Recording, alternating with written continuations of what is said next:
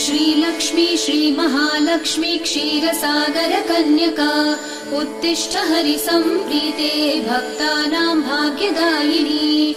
श्रीलक्ष्मी श्रीमहालक्ष्मी क्षीरसागर कन्यका उत्तिष्ठ हरिसम्प्रीते भक्तानां भाग्यदायिनी।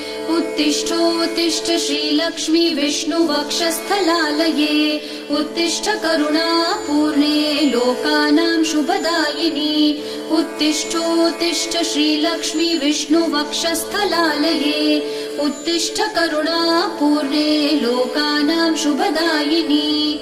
श्रीपद्ममध्यवसिते वरपद्मनेत्रे श्रीपद्महस्तचिरपूजित पद्मपादे श्रीपद्मजात जननी शुभपद्मवक्त्रे श्रीलक्ष्मी भक्तवरदे तव सुप्रभातम्।